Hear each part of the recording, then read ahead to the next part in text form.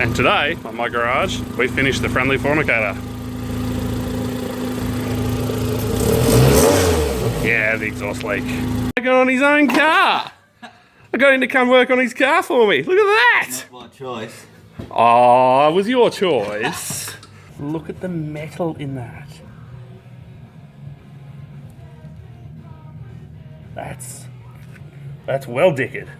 Alright, new motor, old motor, we're able to crank pulley, blah blah blah, swap the sumps. New motor sitting over there, but this is someone who, you know, people say, oh, you can't have a race car, they're useless, they're no good for anything. Check it out, look how many parts you can store on them. And because they're like reliable 10% of the time, you could probably put like 3 cars worth of parts on there. Just a thought. You can guarantee if you put a paper gasket on something that you need to pull apart, the gasket will stick to the part you don't want to keep. Every freaking time. Oh, looks like that's silicon. Pull the camshaft out. Look at this. Oh, it's running away.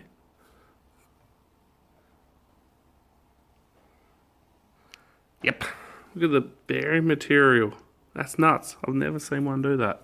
Anyway, lucky for the good old lettuce man that I happen to have a cam on hand. Just checked it. It's the right Hall effect, all that kind of stuff. But just shows it's not something you would have known to pull the cam out. Look at that. Alright, so the new G16B's in friendly fornicator. Just got to button up a few more bits, set some valve clearances. So we end up using another cam. So something about motors and rebuilds and all that kind of stuff. This is not a rebuilt motor.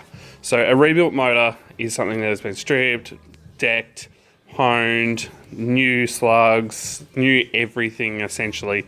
Obviously same crank and rods, but what we've done here is we've pulled it down. What we've done, anyone can do. It's not difficult. It's all about paying attention. What you do is you strip it down, as we did with this one, flex hone the bores, gives you a nice crosshatch. What that does is beds the new rings in, and new bearings. Clean the crank, give that a clean. Usually I use 2000 grit. If you look at my burnout car video, which might be up before this one, that actually shows I polished that in my wood lathe. But basically just give them a clean. You don't even have to really. It all depends how it looks and it all depends how much wear it has. So when you pull your bearings out, you check them. If there's any scoring on the crank or anything like that, you need a grind. And then it's different bearings, all that kind of stuff. But in general, this is what you call a refresh. It's just new bearings and rings, and just a quick clean up and new gaskets. Works really well for most things. The motors I put in my burnout car that get absolutely punished, that's what I do. You do need to rebuild sometimes if things have gone wrong or anything like that, but generally if you've got a motor, medium-ish K motor, you want to refresh it, it's easy. And you definitely get a positive result, and I say anyone could do it. Literally, you just need the bits from, as I was saying on the Skid Factory the other day, which actually brought this up in my mind.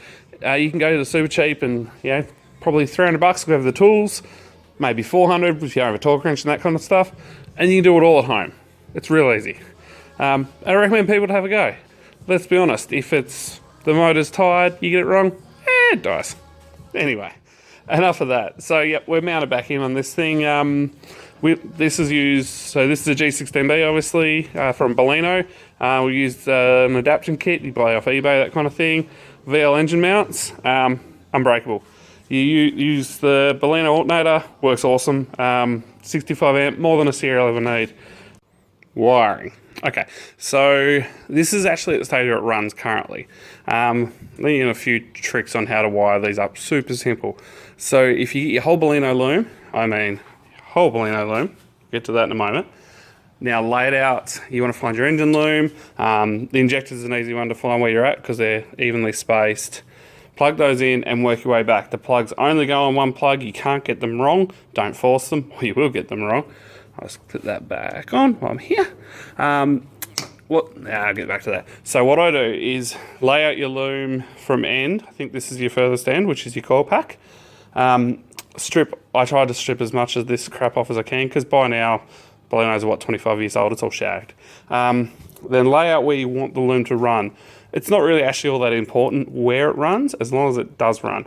Don't forget your crank angle sensor, which that's the wire for it there. Not that you can actually see that, but that feeds off. That feeds off in a different spot. There's a few things you'll find in the loom that you'll want in different spots. For your cam angle sensor, you can run that right up to here if you want and down. I like to run it down there. It's nice and neat, out of the way, nowhere near the fan belt.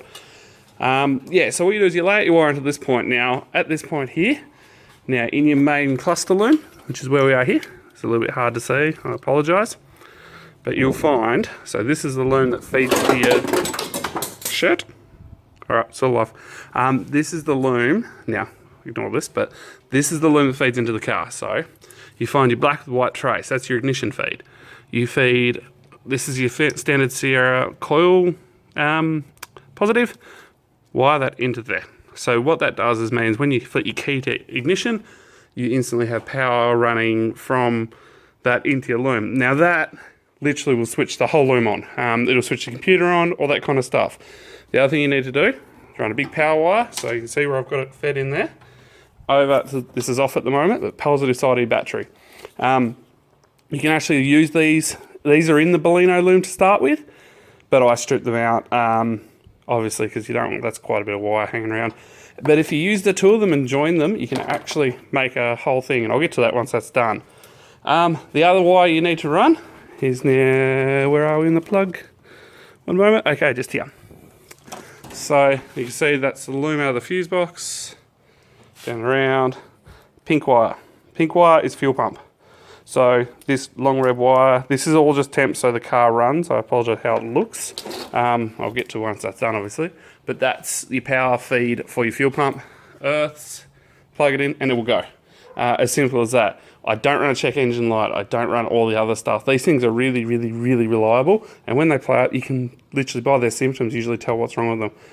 And if we need a check engine light, it's 10 minutes work to wire it in. So a temp one, and it's actually quite a bit of work to make them work on the dash. The way this works as well, you can unplug the loom, unplug, pull the fuel pump feed wire out, take the whole loom out of the car. So if you roll it or trash it, Zooks get trashed all the time, want to put this motor in your next car, bang, done. It's 5 minutes to wire it back in. It makes it super, super, super simple. Yeah, I'm sure people are going to tell me they need a check engine light or whatever, but I've never used one in none of these. This is probably the 10th, I think, or 8th or something stupid of these conversions. Never once needed a check engine light, and I've even post that I don't believe the guys have got them if needed a check engine light. Also don't run the speed sensor. Did one on a mate's car, it made zero difference. Not fuel economy, not power, nothing. So it's quite a bit of work and we don't bother. All right, so now it's running. What you want to do is reduce your loom. Now, this is pretty daunting for people who haven't done it before. And you get your plugs, anything that looks like this, that's quite a large power one. Anything's plugged in, obviously you can't. But anything that's not plugged into something, now that's a light loom. So you can literally follow this the whole way back to where it rejoins the loom, up here. And double check, you can cut that off. There's only a couple of wires that travel down and back up here. They're one of these. Sorry, it's a little bit hard off the top of my head, but that'll become obvious in a sec. So what I'm going to do is cut all these excess unused plugs off, strip the wiring down, and make a huge mess. Okay, so anything not plugged to anything, there's a lot of it here. All get the chop. Now, the only thing you've got to be careful of is lines that are double backed and connect up further up in the loom, which is where you're going to find just up in here and stuff like that. So what I'm going to do is actually not worry about that section altogether right now and strip this bit back, because that way you get an idea of what you can keep and what you've got to get rid of. So any wires that run from here down into the, so this is the tree up to the ECU, sorry.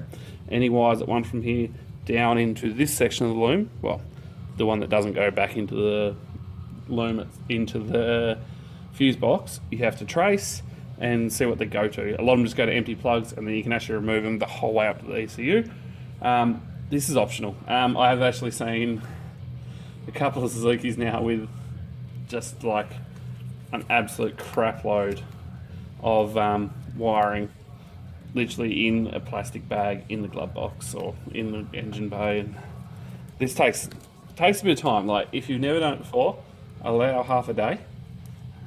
If you have done it before, allow half a day, because it's just kind of how it works.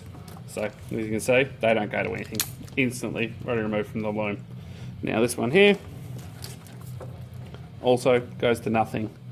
So see how this one, sorry, and pull all this down.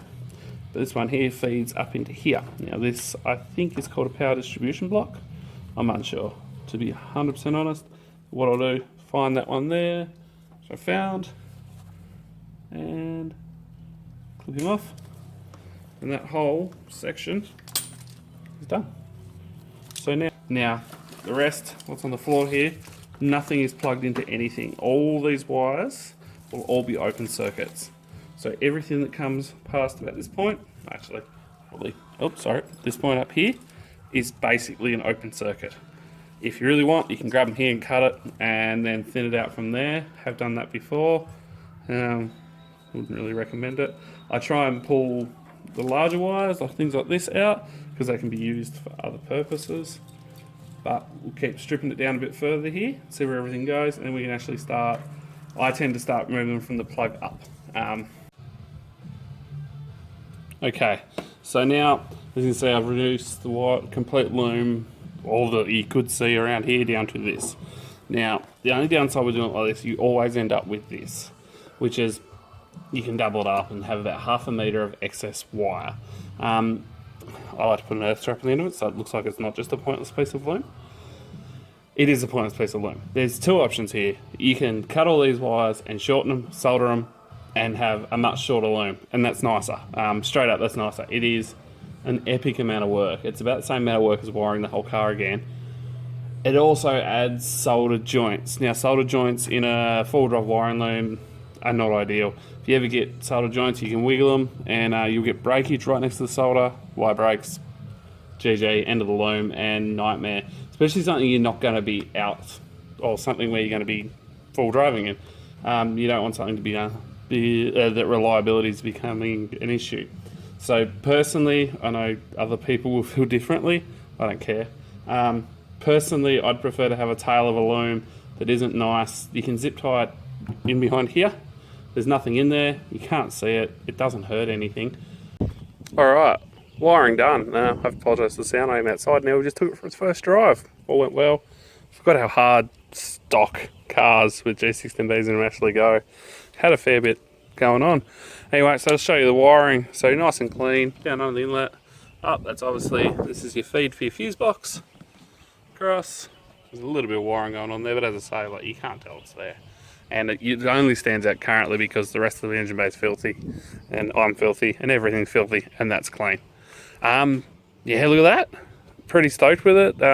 There's a few things Lettuce wanted done on it that I couldn't do. We were going to put a aftermarket oil pressure and water temp gauge. Thread in the block was different for the oil pressure, and the water temp, the sender leaks. Yay! eBay life. Other than that, yeah, it actually feels good. It's punchy, no misfires or anything like that. So hopefully I can take it back to the lettuce man himself tonight. Just touching the throttle and forth.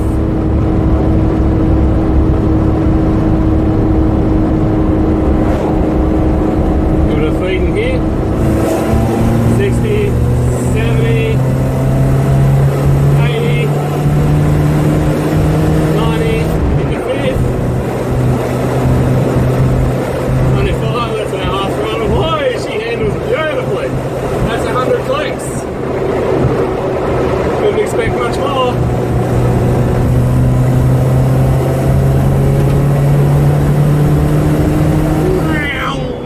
Alright guys, thanks for watching. I hope you've enjoyed this build and I hope you can hear this.